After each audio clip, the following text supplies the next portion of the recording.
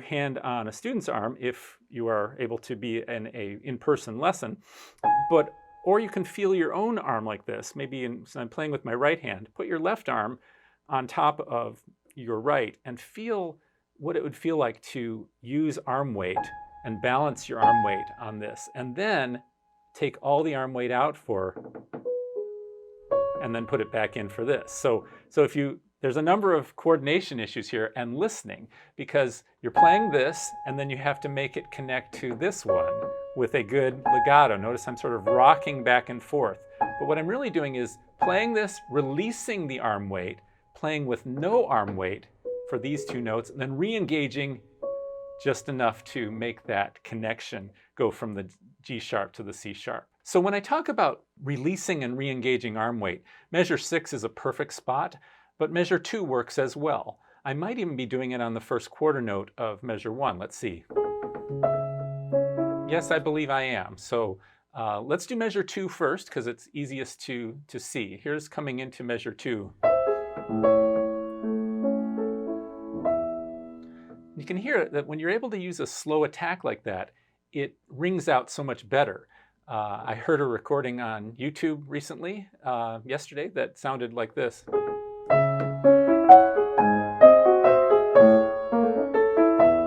And that's not inflected very carefully. It's not listening through the decay of the sound. It's worth isolating these. And notice that I use this as an upbeat. And then once I played this, you can see that I'm following through and sort of going through the point of sound, and that means through the escapement right here, that little bump, and then releasing right after that. And then right before I go on to the next note, I'm re-engaging the weight. Release, re-engage. Now in this case, release, and then play these, re-engage. So we have to re-engage that arm weight rather late. Now what do I mean by that?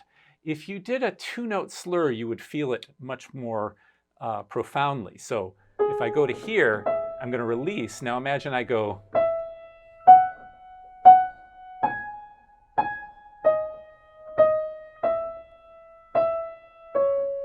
And that actually is one of the most important exercises to cultivate a good cantabile. You may have heard me say before that the 2-note slur was one of Liszt's favorite exercises, and not just for developing musical listening, which we see it's very powerful for this, but also for technique. And you can see that technique is often thought of as how to play loud and fast, when in fact I think it's more important to think of technique as what do you need to do. I thought of something that Ruth Slenczynska wrote on a comment sheet to me when I was a young pianist, and talked about how you could make the piano do your bidding.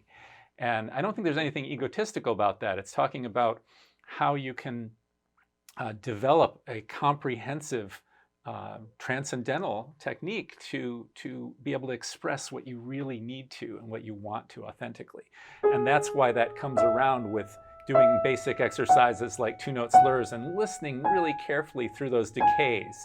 And notice that if I'm basically doing the same technique when I do this release and re-engage. I'm going to here, play through, release, re-engage.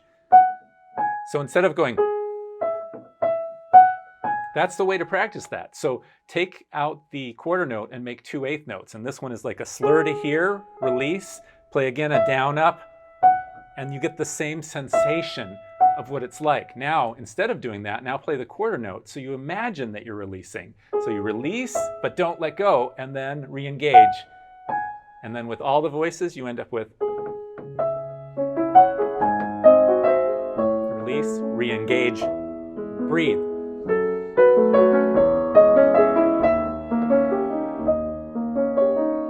Etc.